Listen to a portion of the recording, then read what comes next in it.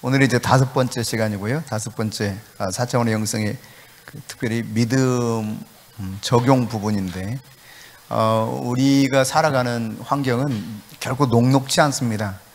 여러 가지 올무, 함정이 있고 부정적인 영향을 우리는 계속 받아서 살아가고 있습니다. 이러다 보니까 하나님께 대한 불신도 생기고 또 환경에 대한 두려움도 생기게 됩니다. 이것들을 어떻게 믿음으로 극복할 수 있는지, 이런 부분들을 함께 살펴볼 것이고, 3차원의 인생을 하나님 앞에 4차원적으로 맡기며 사는 것이 얼마나 놀라운 것인가를 배워가면 좋겠습니다.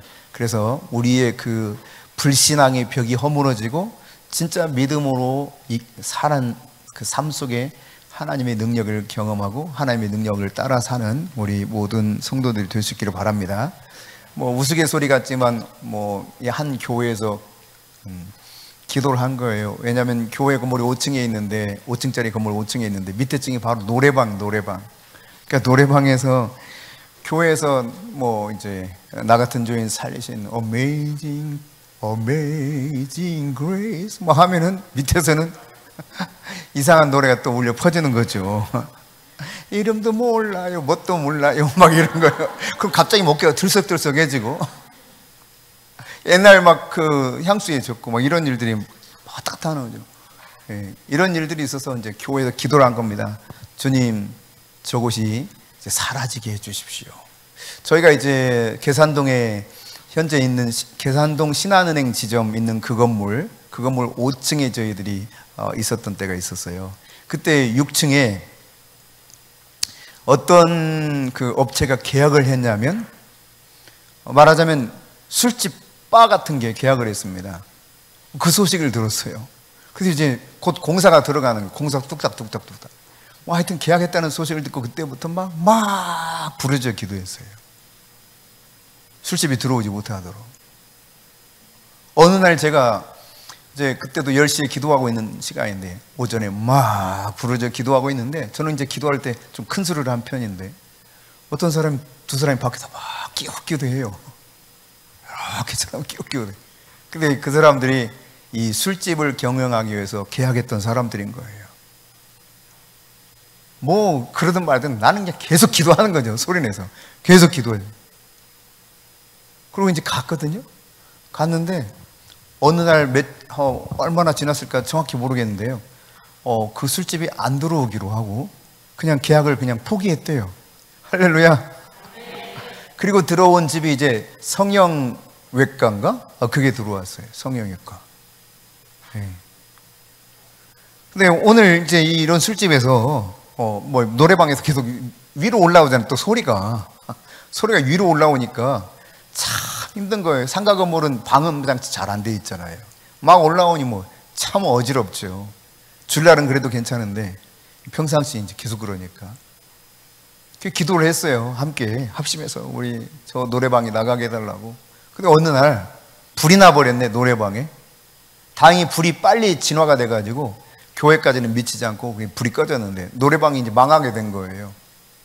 그러니까 노래방 주인이 고소를 한 겁니다.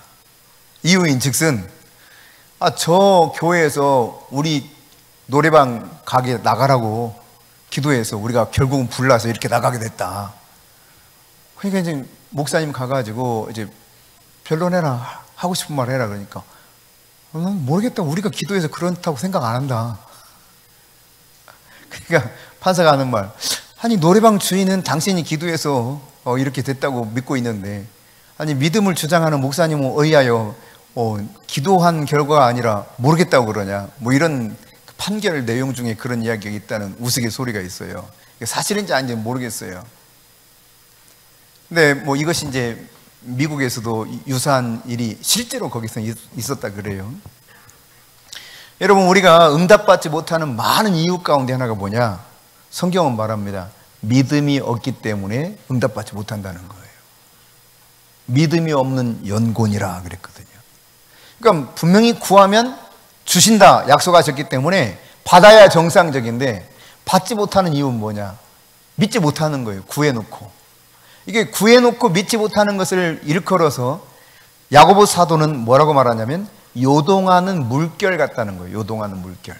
막 정신을 밀려나가는 이런 물결 같아서 아예 받을 생각을 하지 말아라 그랬거든요. 그러니까 믿음이 없는 기도는 받지 못한다고 하는 사실을 분명하게 성경은 말씀해 주고 있죠. 따라서 우리가 구할 때 믿음을 가지고 구해야 됩니다. 하나님께서 말씀하신 것을 단순하게 받아들여야 돼요. 구했으면 주실 것으로 믿고, 여러분 마가복음 11장 21절 24절 말씀도 동일한 것이거든요. 믿고 구한 것은 받은 줄로 믿으라. 그리하면 받으리니 그랬어요. 그러니까 너희가 말하는 것이 그대로 이루어질 줄 믿고 마음에 의심하지 않으면 이루리라. 그러니까 하나님의 말씀을 그대로 단순하게 믿는 게 필요합니다. 어린애처럼. 그럼 이런 믿음이 어떻게 생기느냐예요. 이런 믿음이 생겨야 되는데, 믿음이 그냥 하루아침에 저절로 생겨나는 게 절대 아닙니다. 믿음을 내가 증가시키고자 하는 적극적인 자세가 필요해요. 그래서 믿음을 개발하기 위해서 힘써야 된다는 이야기입니다. 믿음을 불러일으키기 위해서 어떤 것들을 할 수 있느냐. 첫째, 분명한 대상을 마음속에 그리라는 겁니다. 내가 뭘 원하는지 여기 그려야 돼요. 바라봄의 법칙이죠. 내가 무엇을 바라는가. 내가 바라보지 못하면 이루어질 수 있는 게 없습니다.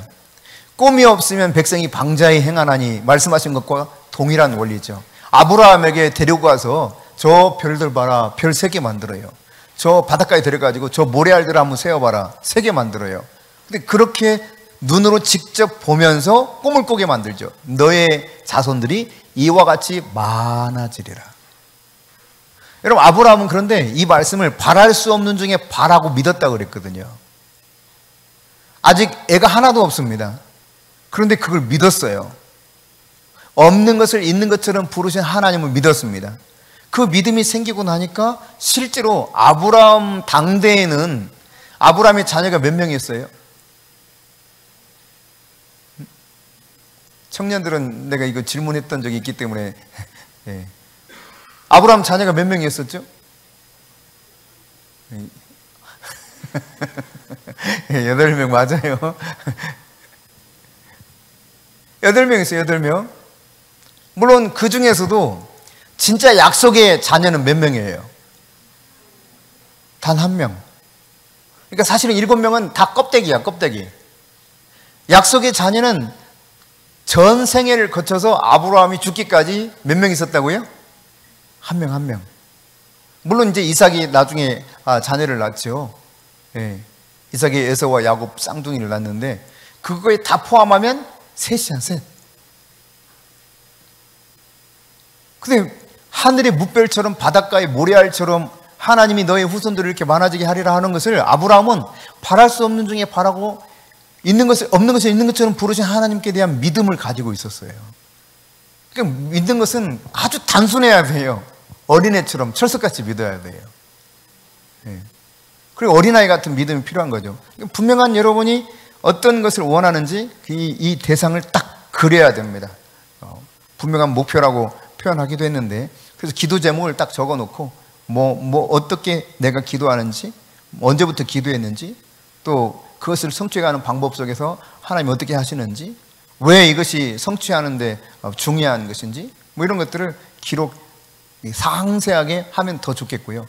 이것이 아닐지라도 단순하게 여러분이 기도 제목과 언제부터 기도했는지, 그리고 하나님은 언제 어떻게 들어주셨는가, 요거만 딱 정리해놔도 뭔가 머릿속에 조금 더 선명해지면서, 그리고 어느 날 몇 년이 딱 지나서 보면 와, 기도 노트에 기도를 응답하신 하나님을 내가 보게 되는 거. 이야, 기도할 때는 이게 이루어질지 안 이루어질지도 잘 몰라. 어떤 것들은요. 예를 들면 이런 거예요. 저 러시아의 철의 장막, 중국 땅의 주계 장막이 무너지게 하시고, 이런 기도 많이 했잖아요, 과거에. 여러분 안 했을지 모르겠지만 옛날에 강대상에서 많이 했어요. 예. 특히 대표 기도하시는 장로님들이 많이 하셨습니다. 철의 장막이 무너지게 하옵소서. 주계 장막이 무너지게 하여 주옵소서. 북한 정권이 무너지게 하옵소서. 지금도 이 부분적으로 된 것도 있고 안 된 것도 있겠지만, 그러나 하나님께서 어느 날 이 머리 약간 이상하게 벗겨지고 여기 이렇게 붉은 점 생긴 고르비라고 하는 고르바초프를 통해서 러시아가 완전히 바뀌게 만들어졌죠. 그리고 다시 복음을 편안하게 믿을 수 있는 환경도 열리기 시작했어요. 그러니까 하나님이 막연하게 생각하는 것조차 들으신다면, 구체적으로 우리가 믿음을 가지고 목표를 딱 그리면서 기도한다면 안 들어주시겠는가. 그런 측면에서 여러분이 구체적으로 목표를 가지고 마음속에 그림을 그리는 가운데 기도하실 수 있기를 바랍니다. 그래서 믿음을 이렇게 구하세요. 렘브란트의 초상화가 영국에 가면 대형 박물관에 있다 그래요. 저 한번 가서 보고 싶어요. 대형 박물관. 거기 가면 진짜 많은 유적들이 있다는데 한번 꼭 가보고 싶어요. 근데 이 대형 박물관에 렘브란트의 초상화가 있는데, 렘브란트라고 하는 이 화가가 자기 초상화를 그릴 때 1년에 한 번씩 계속 그렸답니다. 1년에 한 차례씩. 왜 그랬냐? 자기 자신을 하나님 앞에서 돌아보면서 그리고 싶었다는 거예요. 나는 하나님 앞에서 어떤 존재인가 늘 점검하면서. 그러니까 나의 믿음이 지금 정상적으로 가고 있는지, 분명한 그림을 그리고 있는지, 이런 것들을 바라보면서 여러분이 믿음으로 여러분이 구하는 것들을 구체적으로 하나님 앞에 기도하면서 나가시면 여러분의 이 믿음이 성장하는 것을 어느 순간 느끼게 되는 때가 올 것입니다. 그럼 간절한 소원을 가지고 하나님 앞에 나가라는 이야기입니다. 여러분 요한계시록 한번 찾아볼까요? 3장 15절 16절입니다. 요한계시록 3장 15절 16절. 자, 찾으신 분 큰 소리로 한번 읽어주세요.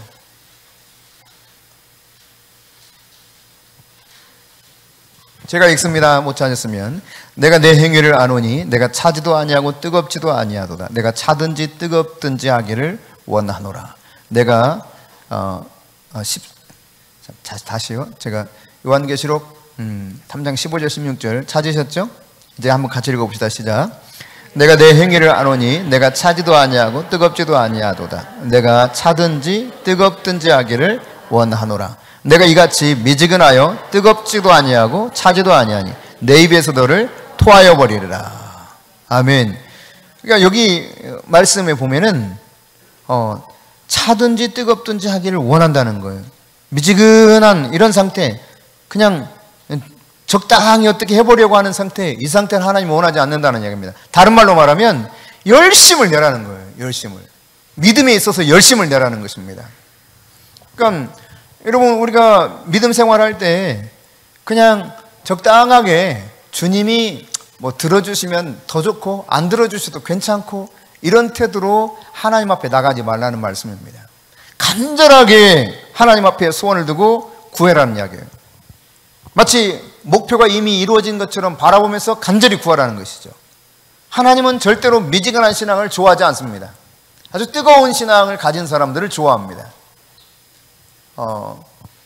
그러므로 여러분이 첫째, 이 뜨거운 신앙을 가져야 해요. 뜨거운 신앙. 적당히 믿으려고 하지 마시고요. 뜨겁게 하나님이 정말 인정하실 만한 그런 믿음을 가지고 하나님 앞에 간절한 소원 가지고 나아갈 수 있기를 바랍니다. 세 번째, 확신을 얻도록 기도하라 그랬어요. 믿음이 더 증가하기 위해서는 확신을 얻도록 기도해라. 그러니까 여러분, 믿음에 대해서 이 정의를 할 때 성경은 뭘 말하고 있느냐면 믿음은 바라는 것들의 실상이다 그랬잖아요. 보지 못하는 것의 증거가 되고 바라는 것들이 실상이 된다. 이 실상, 히포스타시스라고 하는 이 실상이라고 하는 것은 보증서와 같은 것이라고 말씀드렸습니다. 권리증이 권리증. 그러니까 내가 원하는 것을 내가 완전히 소유한 증거물이 바로 믿음이에요. 그게 실상으로 나타나는 거예요. 그러니까 믿음이 있으면, 온전한 믿음이 있으면 이미 나는 구한 것을 어떻게 하고 있다는 거예요? 소유하고 있다는 이야기예요. 지금 없어요. 없는데 이미 가졌어. 이 가진 증거를 나는 가지고 있어요. 문서적으로. 하나님이 그렇게 말씀하고 있어요. 그러니까 그만큼 확신을 가지는 건 굉장히 중요합니다. 내가 권리 증서, 법적 증서를 딱 가지고 있는 게 믿음이다. 하나님은 이 믿음을 갖기를 원하시는 거예요.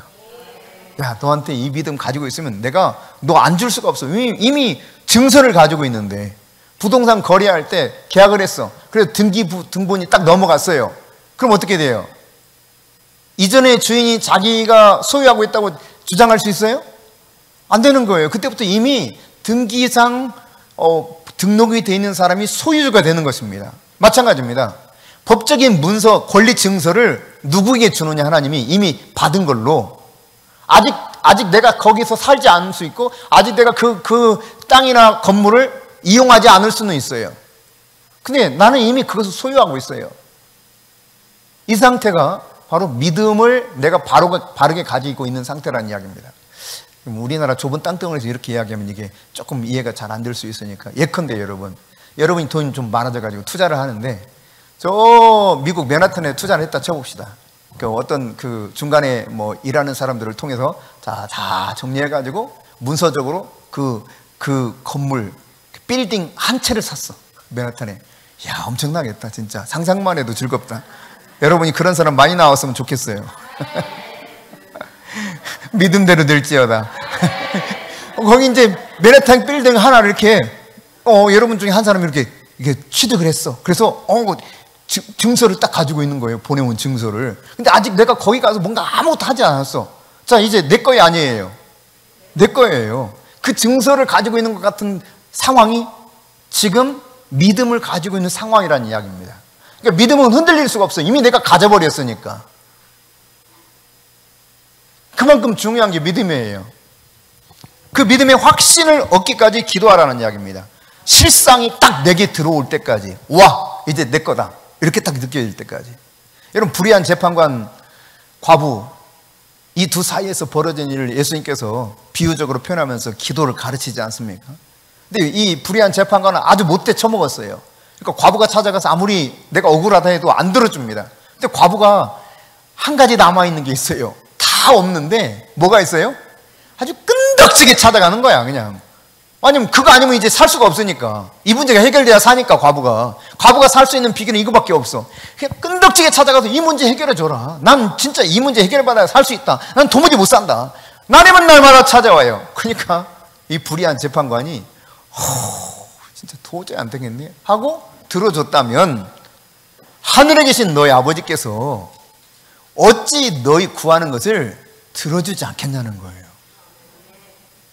그러니까 이런 믿음을 가지고 반드시 들어주신다는 확신을 가지고 하나님 앞에 기도하라는 이야기입니다. 기도는 이루어집니다. 기도는 산을 옮깁니다. 적은 겨자씨만 믿음이 있어도 이 산이 들려서 저 바다에 빠져라 그러면 그렇게 된다 그랬어요. 그런 일들이 일어나는 것이 우리 현실 세상에서 3차원적인 삶을 살아가는 우리에게 4차원적인 하나님의 능력이 우리 속에 임해서 하나님이 능력으로 일하시기 시작하면 그 일이 이루어진다니까요. 가나안 땅 너희들 것이다 했는데 여러분 생각해 보세요. 오합지졸입니다. 군대들이. 무기도 시원찮습니다. 가나안 땅에 사는 사람들은 해족속이에요. 뭐 해족속 이외에도 많이 있지만 그들은 히타이트 문화를 만들었고 그 당시 인류 최초로 철기 문명을 가진 사람들입니다. 다시 말해서 무기가 최신식 무기예요. 그러니까 오늘날로 말하면 원자폭탄보다 더 강한 무기를 가지고 있는 나라가 그 당시 가나안 족속이었어요. 근데 키껏 해봤자 뭐 곡괭이자로 낫자로 들고 싸웠는지 모르겠어요. 아마 없었을 거예요. 왜냐하면 철기가 없었으니까. 여러분 이미 왕정시대에 가서도 이스라엘이라고 하는 나라가 블레셋과 싸울 때 단 두 사람만 방패와 무기가 있었다고 그랬잖아요. 누군지 기억하세요? 사울 왕과 요나단 외에는 칼도 없었대. 그러니까 얼마나 형편없는 무기를 가지고 싸우는가를 우리가 짐작해 볼 수 있어요. 다시 말해 전쟁 자체가 게임이 안 되는 전쟁을 하는 거예요. 해봤자 안 되는 전쟁. 그러니까 이스라엘 조그마한 땅덩어리지만 무기에 있어 앞서가니까 여러분 주변에 있는 나라들이 공격을 해도 끄떡하지 않잖아요. 뭐 갑자기 그냥 뭐 미사일을 던져도 그거 뭐예요? 미사일 맞추는 거 뭐라고 그래요? 그거 요격 무슨 뭐라고 아이언 뭐라고? 아이언돔 나도 알아. 단지 생각이 안 났을 뿐이에요. 아이언돔, 이 아이언돔을 쏘아서 가지고 98% 떨어뜨린 줄 알아요. 미사일을 쏘아서 공격하려고 해도 98%가 그냥 중간에 뻥 떠지고 끝나버리는 거예요. 무기가 월등하니까 전쟁을 걸어야 해도 전쟁이 잘 안 되는 거죠. 게다가 하나님이 돕고 계시는 거예요. 그러니까 여러분, 우리가 이런 전쟁을 해나가는 상황일지라도 어떻게 이 가나안 땅을 그들이 정복했습니까? 결국 하나님이 얼토당토하지 않은 전략을 주시는 것. 근데 그 말씀을 진짜 바보같이 믿어버리는 거야. 만일 우리한테 그런 그 전략을 주고 너 이렇게 싸워봐 하면 이거 뭐야, 진짜 하나님 진짜 미쳤나 봐. 아마 그런 사람들 여기 많을 거예요. 하나님 아무래도 미쳤어 진짜. 아니 세상에 싸울 만한 뭔 방법을 가르쳐야지 이걸 맨날 돌기만 하라고? 그러다가 소리를 치라고? 그럼 성이 무너진다고? 아이고 미쳐!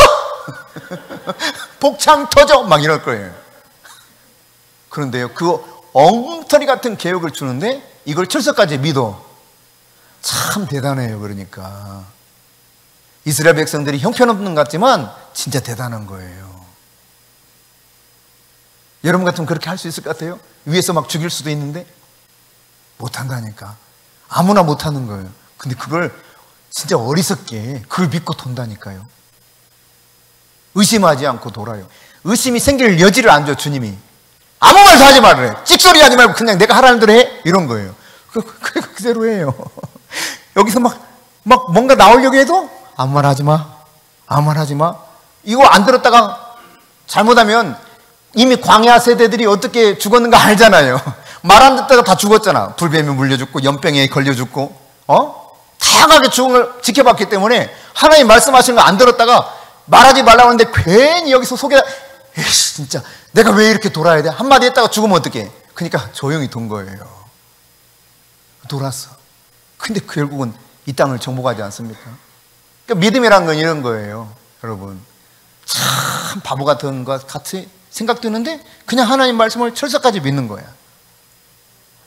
그러니까 오늘날에도 사람들이 하나님을 제대로 믿지 못하는 것은 자꾸 이성의 테두리 안에 하나님을 가둬두려고 하기 때문에 그래요.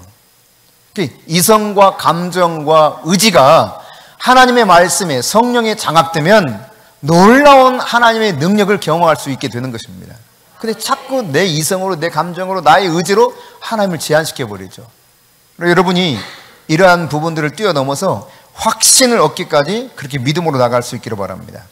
확신을 가지면 믿음의 증거를 분명히 보여줘야 돼요.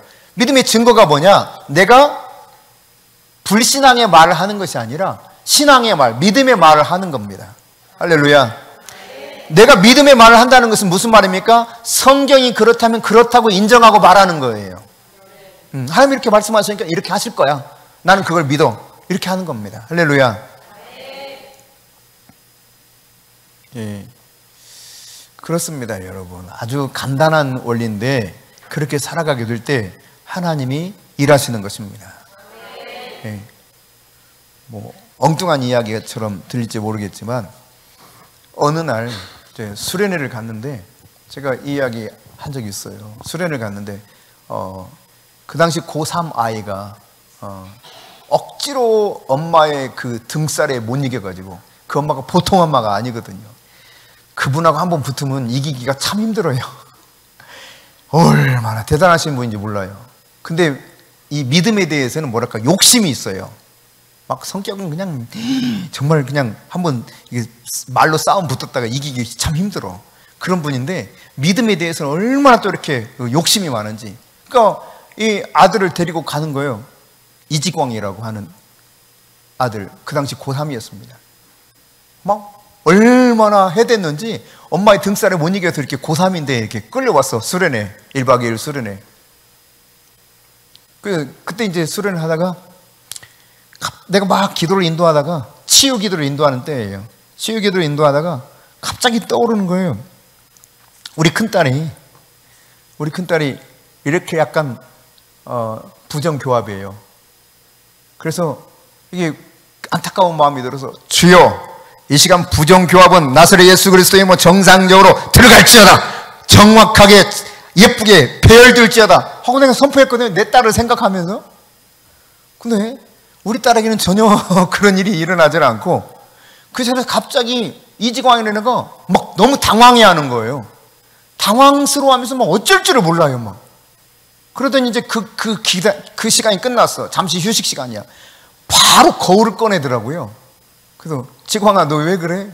그랬더니 자기 지금 깜짝 놀랐다는 거. 뭐 때문에? 그랬더니 목사님이 그 부정교합 이게 치유를 선포할 때 얘는 이런 부정교합인데 엄지손가락이 들어가요. 부정교합이 심해가지고 얘 입이 이렇게 나온 거예요.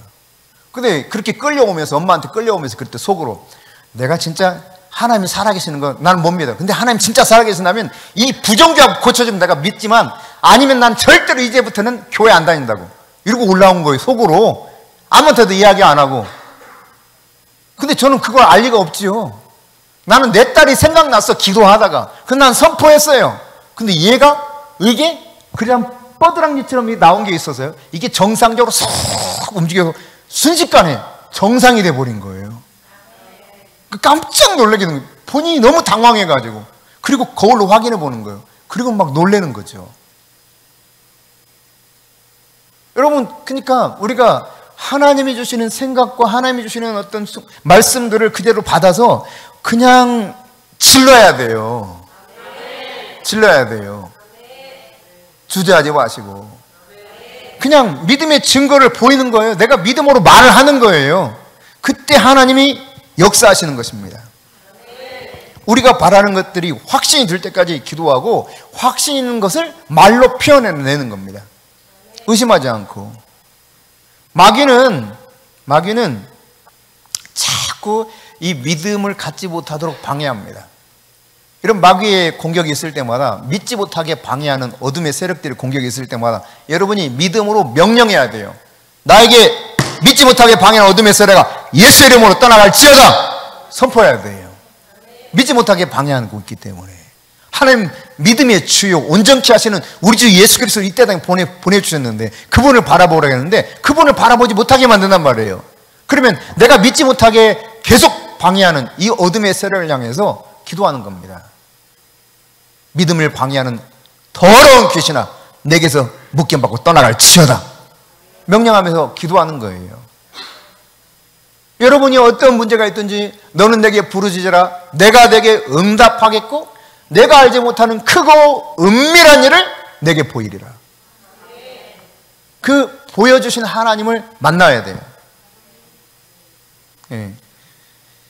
자, 마가복음 9장 21절부터 29절 여기 말씀을 한번 같이 읽어보겠습니다. 시작. 예수께서 그 아비에게 물으시되 언제부터 이렇게 되었느냐 하시니 가로되 어릴 때부터입니다. 귀신이 저를 죽이려고 불과 물에 자주 던졌나이다. 그러나 무엇을 하실 수 있거든 우리를 불쌍히 여기사 도와주옵소서. 예수께서 이르시되 할 수 있거든이 무슨 말이냐 믿는 자에게는 능치 못할 일이 없느니라 하시니 곧 그 아이 아비가 소리를 질러 가로되 내가 믿나이다. 나의 믿음 없는 것을 도와주소서 하더라.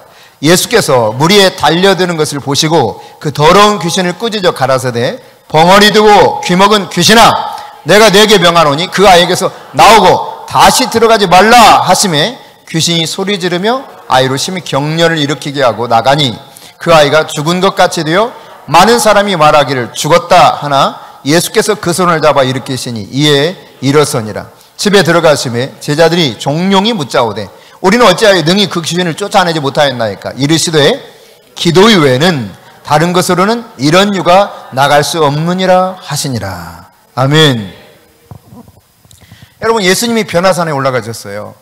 거기서 아직 내려오는데 좀 더디니까 밑에서 이제 어떤 문제가 벌어졌냐면 아이를 둔 아버지가 있는데 이 아이는 어떤 아이냐면 막 불 속에 뛰어들어요.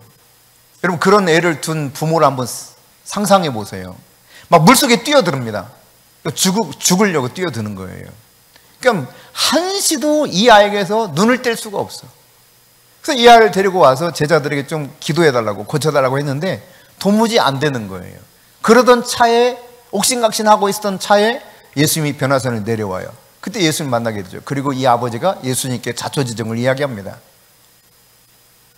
그리고 예수님이 이 아이를 향해서 기도해 주는데 기도해 줄 때 이 아이가 더러운 귀신이 떠나가고 즉시로 회복된 역사를 보여줘요. 근데 이 과정을 통해서 조금 더 살펴보자고요. 그러니까 예수님이 세 제자들과 변화산에서 변화선 후에 변화되신 이후에 9 제자들이 있는 이쪽에 내려왔는데 귀신이 들린 이 아이를 고치지 못했어요. 여러분, 귀신은 인간성을 파괴합니다. 우리 몸을 어렵게 만듭니다. 그러니까 영과 혼과 육을 계속 죽이고 도둑질하고 멸망시키려고 하는 것이 귀신입니다. 사탄의 종이죠. 이 아이를 고치지 못한 가운데서 막 제자들이 참 말하자면 좀 비참한 꼴을 당하고 있는 거죠. 근데 여러분, 귀신인 어린아이를 어떻게 해치려고 했다는 겁니까? 22절에 보면 물과 불에 막 집어 던지는 거예요. 뛰어들게 만드는 거예요. 근데 고치지 못한 제자들이 이 아이를 고치지 못한 원인을 예수님이 지금 무슨 문제가 있다고 하는 거예요. 23절. 다시 한번 23절 읽어봅시다. 시작. 예수께서 이르시되 할 수 있거든이 무슨 말이냐? 믿는 자에게는 능치 못할 일이 없느니라 하시니. 다시 말하면 무슨 문제가 있다는 겁니까? 지금 제자들에게 믿음이 없다는 이야기예요. 믿음이. 간접적으로 이야기하고 있지만 믿음이 없다는 것을 지금 말씀하고 있는 것입니다. 이 이야기를 하니까 24절 시작. 곧 그 아이의 아비가 소리질러 가로되 내가 믿나이다. 나의 믿음 없는 것을 도와주소서 하더라. 여러분이 만일 믿음이 없다는 사실이 발견되거든 바로 이 아버지 같은 태도가 필요한 것입니다. 다시 말해서 즉각적으로 믿음의 반응을 보여야 돼요. 주여, 내가 믿음이 부족합니다. 나에게 믿음을 더해 주소서. 이 반응이 필요해요. 한번 해봅시다. 주여, 내가 믿음이 부족하오니 나에게 믿음을 더해 주소서.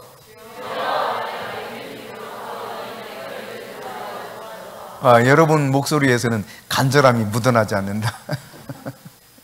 다시 한번 간절함이 묻어나도록. 주여, 제가 믿음이 부족하오니 저에게 믿음을 더하소서.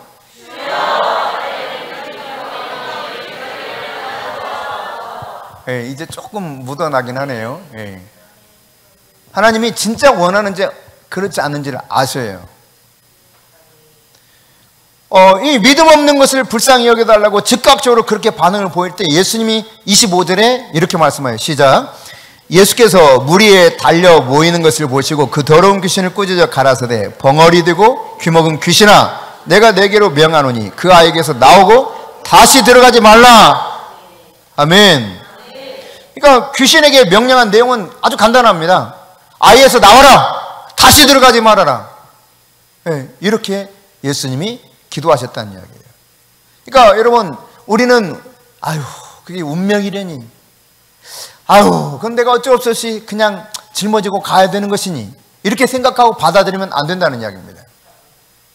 하나님의 말씀을 의지해서 그냥 명령하고 선포하는 거예요.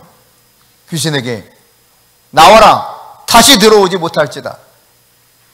그러니까 여러분이 상황의 메인 상태 속에서 이 상황에 여러분의 마음을 빼앗기면 안 됩니다.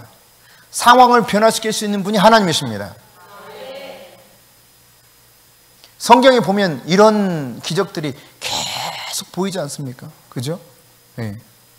예컨대 여러분, 그냥 베세다 들녘에서 예수님 말씀을 듣다가 저녁 때가 됐어요. 사람들이 거기 한 2만 명 모였는데 대략. 근데 그들을 그냥 보내려고 하니까 너무 안타까워. 너무 불쌍해. 가다가 쓰러질 것 같아요. 그래서 예수님이 제자들에게 저들에게 너희가 먹을 것을 좀 주라 그랬어요. 그랬더니 제자들이 뭐라고 말합니까? 여기 들녘이에요 예수님. 여기서 어떻게 준단 말이에요.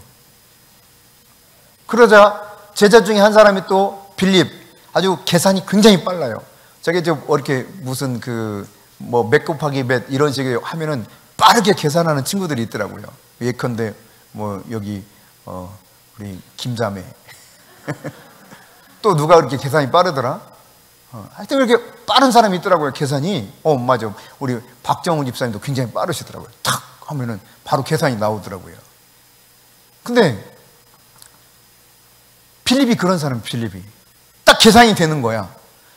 예수님, 지금 여기 있는 사람들을 딱 해서 제가 해서 아무리 못해도 200데나리온 있어야 되는데 설사 200데나리온 있다 할지라도 좀 모자랄 것 같은데요. 떡 싸면. 그러니까 야, 너 똑똑하다.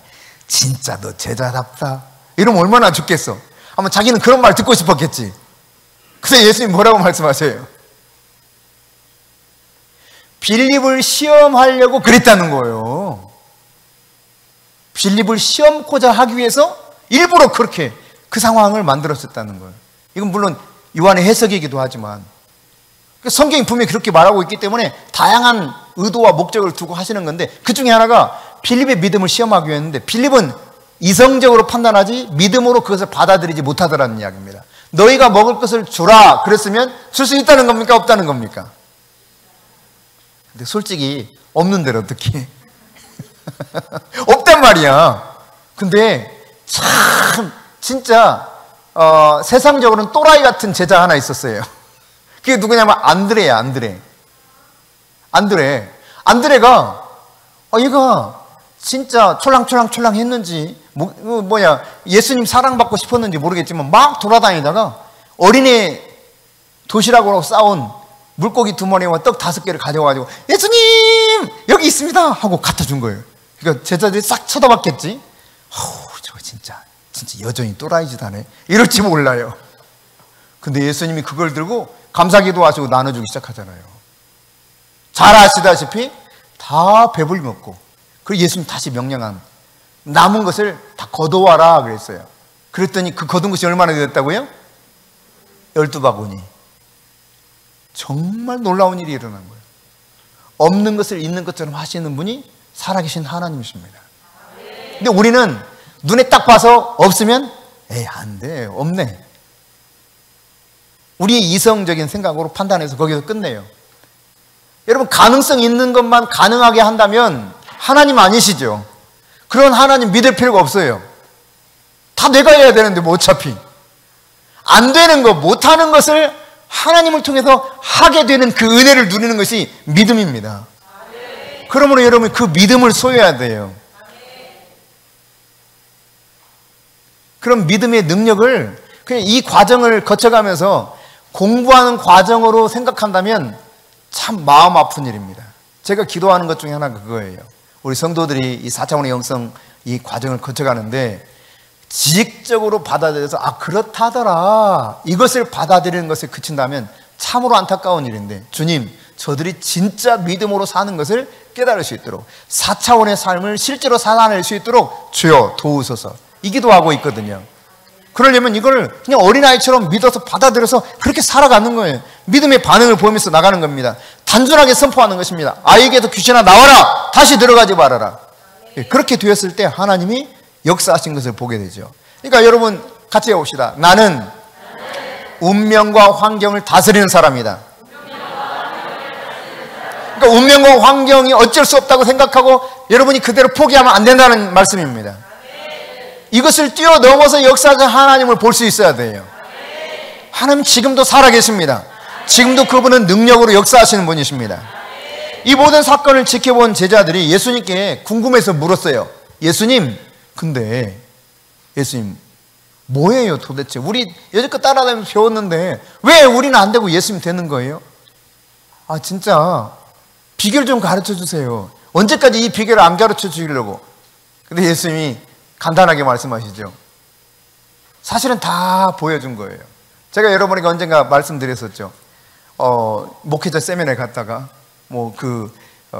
사탄이 어떤 존재고 그 졸개들이 어떤 존재고 이것들과 영적 전쟁이 있는데 우리가 자연스럽게 나사렛 예수 그리스도의 이름을 가지고 선포하면 마귀가 떠나간다, 귀신이 떠나간다. 이 원리를 성경적으로 한 50분 티칭하고 30분인가 티칭하고 서로 같이 기도해보라 했단 말이에요. 예? 세 사람씩 짝을 지어가지고 세 사람씩 짝을 지어서 기도하는데 그 중에 하필이면 우리 교회 후배가 하나 왔었다고 그랬죠. 저는 모르지만 그 친구는 나를 알고 있었어요.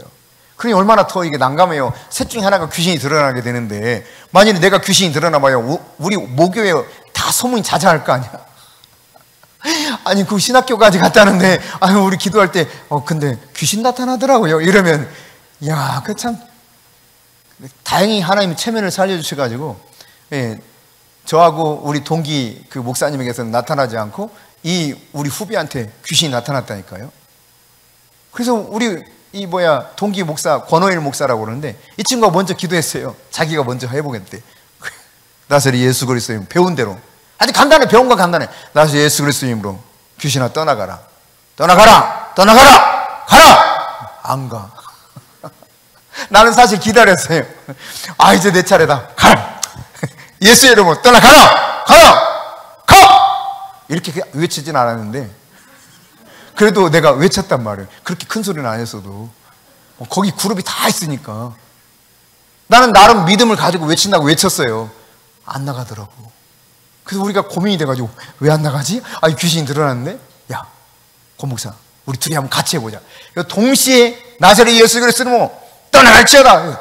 안 나가요. 둘이 해도 안 돼.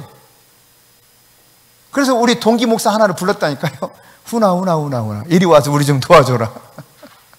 야, 우리가 이렇게 해도 안 나간다. 어떻게 하면 좋냐? 그래. 너 언제 들어왔어? 하니까 귀신이 말하더라고요. 한 달 전에 들어왔대. 왜 들어왔어? 동료를 미워하다가 들어왔다는 거예요. 미움의 영이 들어온 거예요.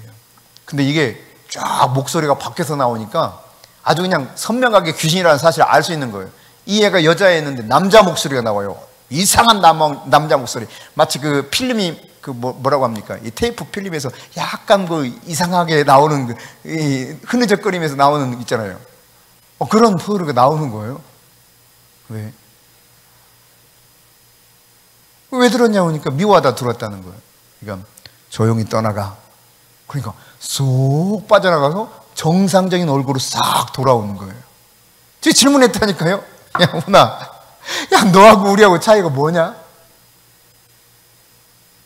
그랬더니 그 친구가 여기서 딱 수첩 하나를 꺼내가지고 수첩을 열어주면서, 형, 이게 뭔지 한번 읽어볼래요? 보니까 기도 제목이 빼곡하게 몇 페이지가 써 있어요.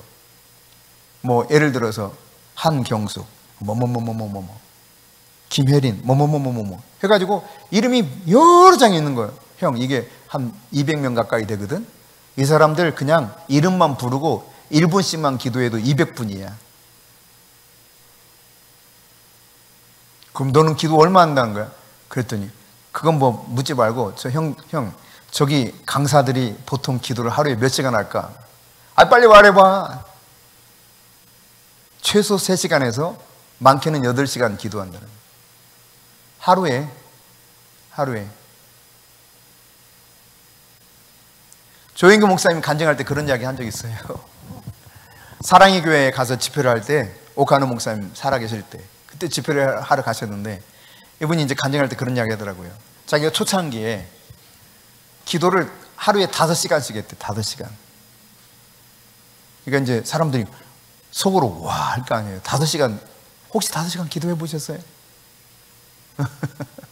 5시간 기도했다는 거예요. 우리도 개척했을 때 그랬거든. 그 다음 말이, 할 일이 없어. 성도가 5명이라. 성도가 5명이라 신방을 할래야 신방할 것도 없고, 그래서 할 일 없어서 5시간 동안 기도했다는 거예요. 그럴 때 하나님이 능력을 주시더라는 거죠. 네. 예수님이 말씀하는 겁니다. 간단하다는 겁니다. 왜 예수님, 당신은 되고 우리는 안 됩니까? 제자들이 물었을 때 오늘 성경이 뭐라고 말합니까? 29절에 시작. 이르시되 기도 외에 다른 것으로는 이런 유가 나갈 수 없느니라. 네, 이런 능력이 나가는 것은 딱 한 가지라는 거예요. 기도. 기도 말고는 아무런 방법이 없다는 겁니다. 그러니까 여러분이 성공적인 기도, 즉 주님이 함께 하시는 기도의 사람이 되면 놀랍게도 하나님께서 나를 통해서 기적을 나타내 보이기 시작합니다. 바이런 자니스라고 하는 피아니스트가 있어요. 이 바이런 자니스가 한 번은 이게 젊은 시절에, 학생 시절에 교통사고를 당합니다. 근데 이 교통사고로 양손을 다 다쳐요. 그래서 온전한 손가락이 딱 하나, 이 가운데 중지, 이거 하나만 제대로 100% 움직이고 나머지는 마비. 아예 움직이질 않아. 중지 하나 말고는. 뭐 하는 사람이라고? 이 사람이 피아니스트예요. 손목이 기능이 40%밖에 살아있질 않아. 손목이 40% 이상은 아파가지고 어떻게 안 돼요. 너무 통증이 심해가지고 이게 건반을 누를 수가 없어. 다른 손가락들도 아파가지고 아예 왼손가락은 다 마비돼 버렸고 요 하나만 살아있고, 그런데 이 사람이 유명한 피아니스트가 됐습니다. 사람들이 물었습니다. 어떻게 된 거냐고. 그랬더니 의사는 나를 어떻게 할 수 없지만 기적이라는 것이 있다. 근데 내가 고통스러워도 하나님을 믿고 의지하고 기도하는 가운데 어떻게 했냐. 이 성경책에다가요, 매일 날마다 자기 손가락을 올려놓고 최소 1시간 기도했대요. 주님, 제 손가락에 기적을 보여주십시오. 근데 그렇게 되더라는 겁니다. 바이런 자니스의 고백이에요. 안 돼요. 본래 안 되는 거예요. 의학적으로 도저히 불가능해요. 근데 그는 하나님을 믿고 이 믿음으로 성경책에 탁 손을 올리고 간절히 하루에 1시간씩 기도했어요. 그리고 그는 그 시대에 가장 뛰어난 피아니스트 중에 한 사람이 될 수 있었습니다. 그러니까 불가능을 가능케 하시는 분이 하나님이십니다. 여러분이 믿음과 기도의 관계 속에서 어떻게 생각하고 있으신지 여러분 생각들을 여러분 함께 이렇게 나눠볼 수 있기를 바랍니다. 네. 우리가 이제 신앙생활 하는 성도로서 딱 되면 하나님 우리에게 믿음의 분량을 각각 주셨어요. 그래서 믿음의 분량대로 하나님이 우리에게 주신 분량대로 내가 잘 활용하면 주님이 아름답게 쓰실 수 있는 좋은 일꾼이 될 수가 있습니다. 여러분이 전인격적으로 그리고 균형 잡힌 이런 믿음의 모습을 갖추기 원한다면 예수 그리스도의 보혈, 성령의 기름 부음, 그리고 하나님의 말씀, 이것이 유기적으로 내 안에서 기능할 수 있도록 여러분이 이런 부분들에 대해서 열려 있으면 놀랍게도 나에게 주신 믿음의 이 분량이 합당하게 하나님 나를 통해서 역사하신다는 사실입니다. 그러니까 믿음을 어떻게 개발하느냐? 먼저 예수 그리스도의 보혈로 무장하라는 이야기예요. 우리는 예수 그리스도의 보혈이 아니고서는 우리의 죄를 용서받을 수가 없습니다. 그 보혈이 아니고서는 우리의 저주를 해결받을 수가 없습니다. 저주의 문제를. 우리의 사망 역시도 보혈로 말미암아 다 해결됐습니다. 예수 그리스도의 보혈의 은혜를 여러분이 기억하시고 예수의 보혈로 늘 무장하는 거예요. 질병을 치료하고 귀신을 쫓아내고 환경의 저주를 뛰어넘어서 역사하는 그 능력은 예수 그리스도 보혈, 거기에서부터 비롯될 수 있다는 사실입니다. 그래서 여러분이 보혈의 힘을 깨달으시고 보혈을 의지해서 기도하실 수 있기를 바랍니다. 종교개혁자 마르틴 루터 같은 경우도요, 뭐라고 말했냐면 이 성경을 꽉 짜면 예수의 피가 나온다는 거예요. 그러니까 성경의 핵심은 예수의 피라는 겁니다. 예수의 피. 그러니까 예수의 피, 그 보혈의 능력을 믿어야 돼요. 우리 그냥 이렇게 이해는 하고 있어요. 예수님의 피가 능력이 있대. 나의 죄를 용서하셨고 예수님의 피 때문에 우리가 질병도 나을 수 있대. 다 이해는 하고 있어요. 근데 이것을 실제로 내가 믿음으로 받아들여서 활용하는가의 문제는 다른 문제예요. 여러분이 예수님의 보혈을 실제로 사용해서 정말 권세 있는 삶을 누려보신 적이 있으면 이 보혈에 정말 능력이 있구나, 이걸 알게 될 거예요. 한번 축사하는 과정 속에서 이런 일이 있었습니다. 귀신이 드러나가지고 막 축사하는 과정 속에 이 사람이 한 시간인가 축사했을 거예요. 1시간도 더 됐는지 모르겠어요. 그러니까 얼마 땀을 뻘뻘 흘리면서, 저하고 최 목사님도 그 당시 땀을 뻘뻘 흘리면서 축사하고 있었지만 축사를 받는 사람이 더 훨씬 힘들거든요. 사실 막 떼굴떼굴 구르면서. 그러니까 이 사람이 너무 힘들다고 물 좀 한 잔 달래. 물 좀. 그럼 알았다고. 그래서 이제 물을 떠왔는데 최 목사님이 다시 가져온 권사님한테, 권사님 물 반만 가져오세요. 컵에다가 가득 따라와서 반절만 가져오라고. 왜요? 그러니까 그냥 가져오시라고. 그렇게 반절 버리고 반절만 가져오라고. 그래서 이 반절에다가 믿음으로 보혈을 받아서 쫙 보혈을 부었어요. 최 목사님이 보혈을 부었어요. 그리고 이것을 이제 목 탄다는 그 사람한테 주었습니다. 마시라고. 그랬더니 갑자기 귀신이 아는 거예요, 보혈을. 여러분, 이게 안 믿어지죠? 믿어져요? 믿어지는 분도 계시고 안 믿어지는 분도 계시고 마음대로 하세요, 그건. 제가 처음 축사했던 경험이 보혈이에요, 보혈. 아니, 귀신이 안 나가. 귀신이 드러났는데, 그 귀신이 드러나면 제가 늘 도움을 요청했던 게, 여보, 빨리 와서 도와줘. 귀신이 나타났어. 그럼 이제 집하고 교회하고 이렇게 길 건너편이었어요. 바로. 신호등 하나 건너면 돼. 이렇게 마주보고 있어요. 그래서 이제 건너와서 귀신을 축사해주면, 축사하면 금방 떠나가. 아, 진짜. 다음에 또 기도하는데 또 귀신이 나타나. 그때 이제 청년들하고 한참 기도할 때예요. 매 주일마다. 또 기도해서 귀신이 또 나타나. 여보, 내가 또 하니까 또 안 나간다. 빨리 와요. 그러면 와가지고 또 귀신 쫓아내면 나가. 이거를 여러 차례 했어요. 그러다가 어느 날, 여보, 오늘 또 그래. 빨리 와요. 그랬더니, 여보, 이제 당신이 해. 안 오겠대요. 당신이 알아서 하래요. 언제까지 내가 그렇게 가야 되냐. 그래서 방법이 없잖아. 안 오겠다는데 어떻게 해요? 나가라 해도 안 나가고요. 그러다가 갑자기 보혈이 생각난 거예요. 보혈. 이 보혈의 능력. 그래서요, 제가 이거를 믿고 선포하기 시작했어요. 예수의 피로 떠나가라. 예수의 피. 이거를 1시간 외쳤어요. 1시간. 근데 믿음으로 외쳤어요. 그랬더니 갑자기 뿡 떨어지면 쿵 소리 나면서요. 그리고 귀신이 떠나가고 환상이 열리면서 이 뻥 떨어진 속에서 환상 속에 예수님 만난 거예요. 그 인물이 최송화라고 하는 인물입니다. 그게 제가 처음 축사한 성공적 케이스예요. 예수 피!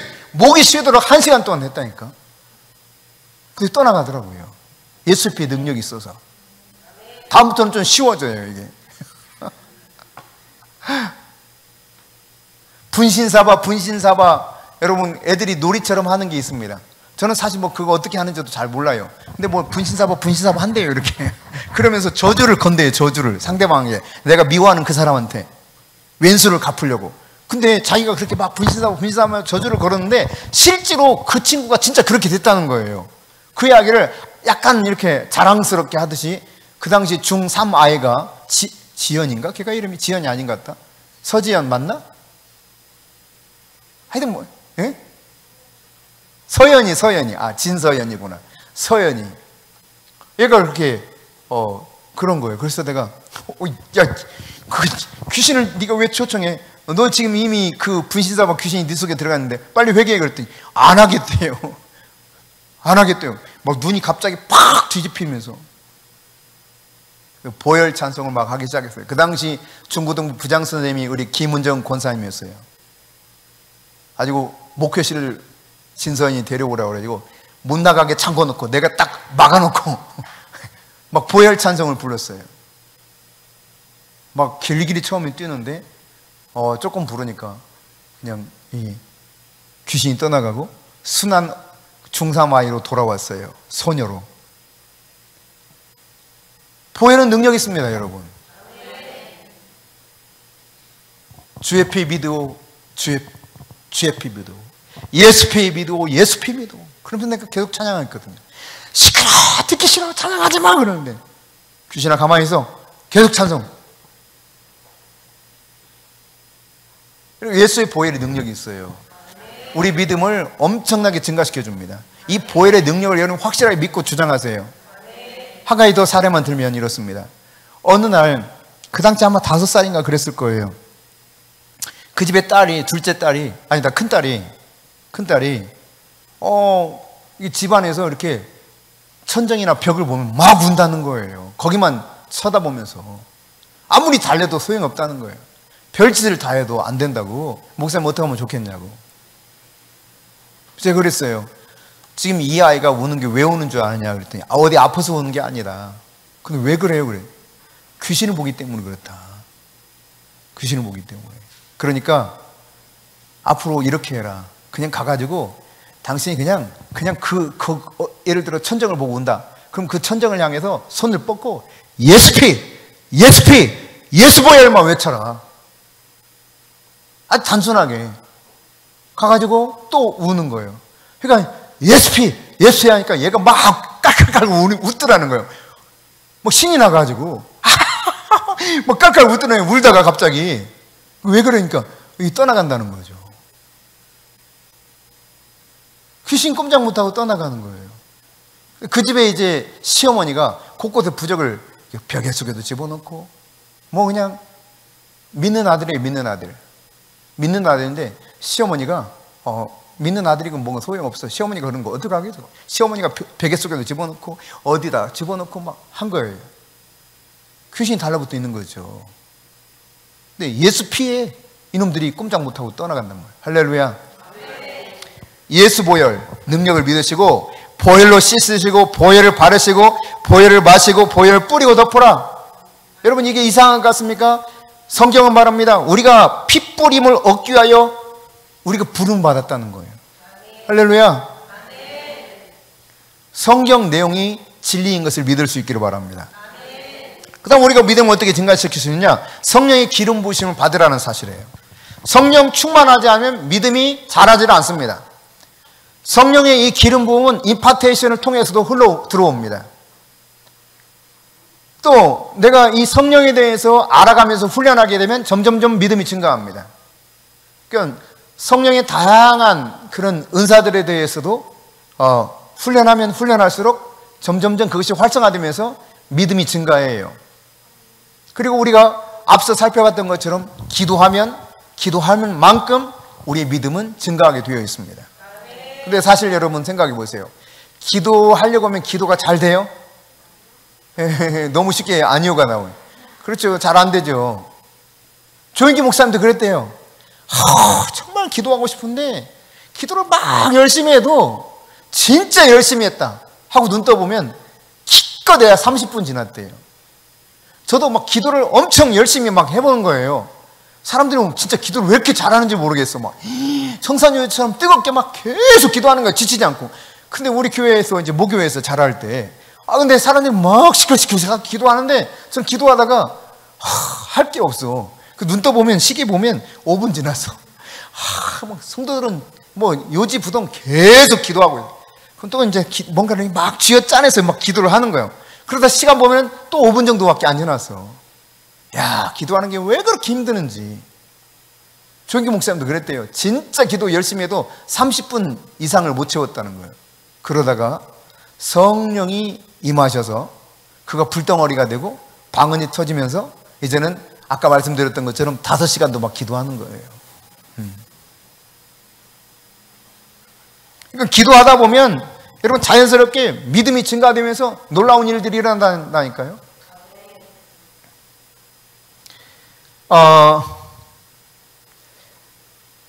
베니라고 하는 미국인인데 유대계 미국인입니다.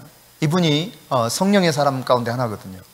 1980년도에 어느 토요일 집회를 하다가 이게 호텔로 돌아가고 싶은데 하나님이 호텔에서 식사 약속에서 막 가는 길에 근데 하나님이 기도하라 그러는 거예요. 지금 기도하라.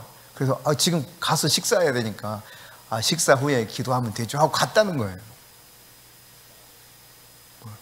뭐 조금 이따 기도한다고 무슨 별일 있겠어 하고 간 겁니다. 그래서 식사하고 뭐 했는데 말하자면 주님이 지금 하라고 하는 것을 순종하지 않은 거죠. 근데 그 다음부터 어떤 상황이 벌어졌느냐. 자신을 통해서 나타나는 기름 부음이 사라져 버렸어요. 이걸 사역자들은 알게 되거든요. 자신을 통해서 드러났던 성령님이 그렇게 기름 부어줬던 것들이 싹 사라져 버린 거예요.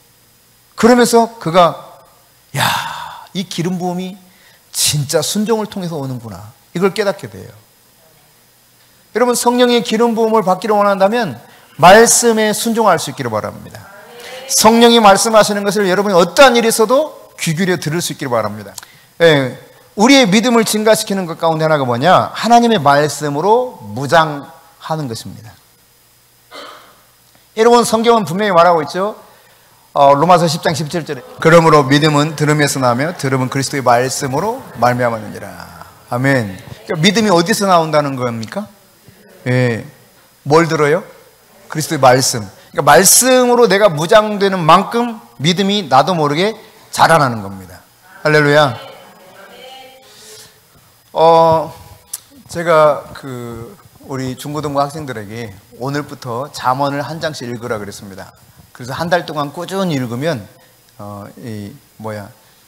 많은 것은 줄 수 없지만 5,000원 상품권을 주겠다 그랬어요. 미션을 수행한 사람한테. 대신 한 달에 3번을 거른다. 그러면 이 사람은 반대로 5,000원을 벌금을 내라. 맞아요? 네, 그랬어요. 그래서 다 동의를 했는데 모르죠. 말로만 동의했는지 애들이 진짜로 하려는지 두고 봐야 되겠는데, 잠언을 그렇게 한 장씩 제가 읽으라 그랬거든요.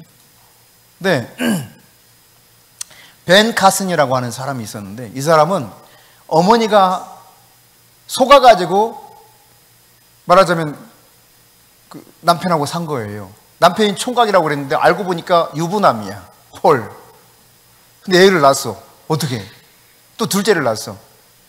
근데 더 이게 참 기가 막힌 건 유부남일 뿐만 아니라 마약 조직의 우두머리야. 미치겠는 거예요. 제대로 가정이 꾸려지질 않아. 어떻게 해서 살아보려고 했는데 안 되는 거예요. 더 점점 애들이 망가져요. 그래서 여보, 내가 당신이 마약 조직에서만 떠나면 나는 어찌됐든 당신하고 살겠다. 사정해도 안 들어요. 그래서 결국은 선택을 합니다. 혼자 애들을 기르기로. 근데 여러분, 말이 그렇지요. 오늘날도 혼자 기르기 어렵지만 미국에서 그것도 흑인 여성이 자녀를 둘 데리고 혼자 산다고 하는 것은 좀 된 이야기니까, 그 시대는 지금 벤카슨이 한 70대 가까이 됐을 겁니다. 그러니까 약 70년 전으로 돌아가면 돼요. 그 무렵에 흑인 여성이 혼자 자녀를 데리고 산다고 하는 것은 너무너무 어려운 일이었어요. 지금도 미국 사람들은 거의 대부분 맞벌이 하거든요. 맞벌이 하는 사람이 상당수 많습니다. 그만큼 혼자 벌어서 넉넉하게 살기 어려운 그런 생활 상황인 거죠. 그런데 이 흑인 여성이 결단을 내린 거예요. 도무지 이렇게 해서는 안 되겠다. 내 자식들까지 다 망치겠다 싶어가지고 했는데, 빼빠지게 가서 하루 종일 해도 애들을 어떻게 할 수가 없는 거예요. 보살필 수가 없는 거예요. 근데 얘가 계속 망가지는 거죠. 그런데 어느 날 하나님께 간절히 기도하던 중에 하나님이 그런 마음을 주셨어요. 이 엄마에게. 아들아, 너 2가지만 하고 네 마음대로 놀아라. 워낙 망나니처럼 노니까. 제가 오늘 일부 예배 때 잠깐 이야기했던 것처럼 애들이 잘 되면 얼마나 행복해. 근데 애들이 엉망진창이면 부모 마음이 너무 힘들거든요. 근데 너무 힘든 거야. 이 아들들을 위해서 결국 이상한 남편하고도 헤어졌지만, 근데 이게 너무 먹고 살기는 해야 돼서 벌러 가면 하루 종일 일하고 오니까 아무것도 그 중간에 해줄 수가 없는 거예요. 그러면 이제 겨우 저녁 먹고 그냥 골아 떨어지는 게 다고 엉망진창인 겁니다. 그러던 차에 2가지만 딱 하고 네 마음대로 놀으라 그랬어요. 첫째, 잠언을 하루에 한 장씩 읽어라. 소리내서. 2번째, 동네 도서관에 가가지고 책 한 권 읽고 그냥 독후감 하나 끄적끄적 해라. 그게 다예요. 그리고 네 마음대로 해라. 하나님이 그런 마음을 주셔가지고 그렇게 아들한테 제안을 했어요. 아들이 그걸 받아들여서 다행히 하기 시작했습니다. 그러다가 늘 학교에서 꼴찌 항상. 그런데 이 아이가 어느 날 6학년 때인데, 6학년 때, 우리식으로 말하면 6학년 때요. 그때 선생님이 어려운 과학 질문을 했어요. 과학 시간에. 근데 질문을 누구한테 했느냐? 1, 2등 아이들한테 했어요. 1, 2등 아이들한테. 근데 애들이 대답을 못하는 거야. 그래서 선생님이 애들도 모르네. 그러면 혹시 아는 사람? 하니까 벤카슨이 번쩍 드는 거예요. 얘가 몇 등이라고요? 꼴등. 근데 애들은, 카슨, 너 진짜 너 진짜 알아? 네. 그래, 말해봐. 설명을 하는데 너무 잘하는 거야. 그 선생님 깜짝 놀라가지고, 너 이거 어떻게 알았니? 네, 저 도서관에서 책을 읽었는데 그 책 속에 다 나와 있었다고. 이때부터 얘가 자신감을 얻기 시작하면서 성적이 막 올라가서 결국은 의학 박사가 됐고, 여러분 전 세계적으로 뉴스에 나온 한 사건이 있습니다. 머리가 이렇게 두 개로 붙어서 나온 애, 샴 쌍둥이라고 그러죠. 이 2개로 머리가 붙어서 출생을 한 아이를 분리수술할 때 최초로 성공한 사람, 그가 외과 의사 누구냐? 벤 카슨이에요. 그가 이런 책을 썼습니다. Think big. 크게 생각하라. 근데 이 책이 이제 번역돼서 나와 있거든요. 제목이 좀 달라졌던 것 어쨌든 간에 옛날에는 알돌 기획이라고 하는 출판사에서 Think big. 크게 생각하라. 이렇게 번역해서 나왔는데 어쨌든 지금도 이 사람 책이 나와 있어요. 근데 다른 출판사에서 다르게 그 제목을 해가지고 나와 있을 겁니다. 근데 이 책을 보면은 자기가 그렇게 될 수 있었던 요인은 딱 그거라는 거예요. 성경 잠언 한 장 있고 그리고 독후감 쓰고 이게 다라는 거예요. 그래서 지금도 70대가 다 됐지만 아직도 잠언을 읽고 있답니다. 매일 하루에 한 장씩.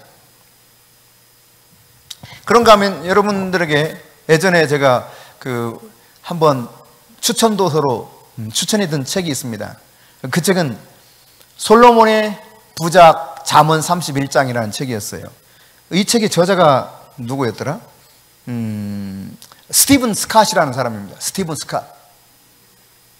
스티븐 스캇이라고 하는 이 사람은 하는 일마다 안 돼. 직장에 이렇게 원서를 내면 퇴짜. 좀 직장 조금 다니다가 쫓겨나고 계속 안 되는 거예요. 그러다가 안 되겠다 싶어서 사업을 해요. 사업하는데 족족 실패합니다. 그러던 차에 답답해서 상담하라고 해요. 상담. 내 인생을 이렇게 안 될까? 이렇게 상담하는데 누구하고 이야기하게 되냐면 게리 스몰리라고 하는 상담학자하고 이야기를 하게 돼요. 근데 이 사람은 아주 신실한 기독교인이거든요. 그래서 이 스캇에게 제안하기를 당신이 오늘부터 잠언을 하루에 한 장씩 읽으십시오 그랬어요. 그 말을 받아들여서 읽기 시작합니다. 그러니까 한 달에 한 번씩 잠언을 읽는 거예요. 계속. 근데 이런 이후에 놀라운 변화가 일어났습니다. 아메리칸 텔레캐스트 코퍼레이션이라는 회사를 차렸는데 대박을 낸 거예요. 대박을. 그 이유를 그는 그렇게 말하고 있어요. 내가 잠언을 통해서 하나님의 지혜를 얻었기 때문이라는 거예요. 그러니까 말씀 안에 능력이 다 숨어 있습니다. 말씀을 읽으면 그 진리의 말씀이 나를 절대적인 믿음의 사람으로 바꿔갑니다. 그 말씀 안에서 놀라운 일들이 일어나는 거예요. 우리 대환이가 저기 앉아 있는데 우리 대환이가 어렸을 때 한글을 깨우치지 못했어요. 한글. 그때가 7살 때죠. 7살 때 한글을 깨우치지 못해가지고 곧 입학을 해야 되는데 이거 엄마가 걱정인 거지. 고향 권사님이 목사님 걱정이에요. 대환이 때문에. 왜 그러냐고 그랬더니 대환이가 아직까지 한글을 못 읽어요. 그래서 잠언을 들려주라고 그랬어요. 엄마가 잠언을 계속 읽어줘라 그냥. 그래서 잠언을 계속 읽어줬어. 그러게 얼마 만에 애가 한글을 깨쳤어요? 한 달 안 돼가지고. 참 신기하죠. 잠언만 읽어줬어. 애는 지금 막 한글을 공부한 게 아니야. 전혀 한글 공부 안 하고 그냥 공부를 시킨 게 아니라 잠언을 읽어줬는데 그 잠언 듣다가 지혜가 임해서 한 달 만에 읽어나가기 시작하는 거 줄줄줄. 그것도 더듬더듬이 아니라 줄줄줄. 맞아요? 네, 맞답니다. 신기하죠? 여러분 하나님의 말씀 속에 성공의 비결이 다 있는 거예요. 행복과 성공의 비결은 성경 안에 있습니다. 여러분에게 읽어보지 않으신 분들은 Think Big이라고 하는 이 벤 카슨의 책과 또 솔로몬 부작 31장 이 책을 한번 읽어보시기를 권면해 드립니다. 인생 행복하고 인생 진짜 형통한 삶을 살기 원한다면 잠언을 읽어보시기 바랍니다. 우리나라 사람이면서 재미교포인 김형록이라는 사람이 있습니다. 김형록. 이분은 목사님의 아들입니다. 그래서 미국에서 이렇게 자라면서 미국에서 기업을 이루었는데 설계하는 거 뭐라고 그래 그거. 건축학 하시는 분이에요. 건축을. 설계사예요. 근데 아주 굉장히 유명한 사람이 됐습니다. 근데 이 사람의 비결 가운데 하나도 잠언이에요. 잠언. 이 땅에서 잘 될 수 있는 비결 중에 하나 하나님의 말씀이다. 그 중에서도 잠언이 인생을 아주 형통하게 하는 비결 중에 하나다. 예, 믿든지 말든지. 네, 5손가락 딱 펼쳐서 네, 읽기, 듣기, 그 다음 연구하기, 암송하기, 묵상하기. 그리고 이것을 실천하게. 자, 한번 해봅시다. 읽기, 듣기, 연구하고, 네, 그 다음, 네, 암송하고, 그 다음에 묵상하고, 이것을 실천해내고, 이럴 때 놀랍게도 우리의 삶에 엄청난 변화가 일어날 것이라는 이야기입니다. 네, 네 번째로 믿음으로 사역을 해라 라고 하는 거예요. 믿음으로 사역을 해라. 몸의 건강도 운동을 하는 것과 안 하는 것은 차이가 있을 수 있겠죠. 마찬가지 믿음이라는 것도 사역을 하느냐 안 하느냐가 결정적 차이를 가져올 수 있습니다. 말하자면 머리로 알고 있으면 내 것이 안 돼요. 이것을 실제로 사역을 해봐야 내 것이 되는 거예요. 가르쳐봐야 실력이 되는 것처럼 실제로 사역을 해봐야 내 것이 되는 것입니다. 그러니까 하나님의 말씀 안에서 내게 깨닫게 해주신 것들을 실제로 그렇게 살아봐야 돼요. 그러면서 섬겨봐야 돼요. 섬기면 섬길수록 놀랍게도 내 안에서 이런 믿음은 더 활성화됩니다. 하나님의 놀라운 그 믿음이 여러분에게 온전하게 활성화될 수 있기를 축복합니다. 한 가지만 말씀드리고 오늘 이제 이 강의는 마치도록 하겠습니다. 루이스 윌리스라고 하는 사람, 아마 여러분 잘 이름을 기억 못할 겁니다. 그러나 제가 조금만 더 말씀드리면 아하 하실 거예요. 루이스 윌리스라고 하는 사람은 철저한 무신론자였어요. 그래서 이 기독교의 허구성을 증명하려고 작정을 했습니다. 이 기독교는 가짜다. 완전 진짜 이건 말도 안 되는 장난질이다. 이거를 증명해내려고 성경을 막 읽었어요. 그래서 자기가 이걸 가지고 토대로 해서 글을 쓰려고, 얼마나 허구인가 이걸 증명해내려고 일단 그걸 쓰려면 자기가 내용을 알아야 되잖아요. 근데 막 읽기 시작해요. 열심히 읽다가 이게 문제가 발생했어. 무슨 문제냐면 성경이 믿어져 버리는 거야. 큰일이야. 그래서 작품을 쓴 게, 그 작품이 아주 대작이 되었고 이 작품이 영화화 되어 가지고 전 세계에 영향을 미쳤습니다. 그게 벤허예요. 배너. 역시 배너 영화 보신 분? 네. 그래도 안 보신 분도 꽤 있네. 아주 유명한 영화죠. 네. 철저한 무신론자가 성경 읽다가 바뀌어가지고, 야, 이건 기독교 진짜구나. 이걸 증명해내는 사람으로 바뀌어버렸어요. 루이스 윌리스. 이름은 잊어도, 배너의 원작자가 그랬구나. 이렇게만 생각하면 돼요. 다시 말해, 말씀이 얼마나 능력이 있는가를 보여주는 하나의 증거인 것이죠. 여러분이 그 말씀의 능력을 가운데서 믿음이 계속 증가할 뿐만 아니라 알고 깨달은 이 진리들을 사역하면서 살아내셔서 실천이죠, 말하자면. 그렇게 될 때 여러분의 진짜 믿음으로 더 빛을 발하게 될 것입니다.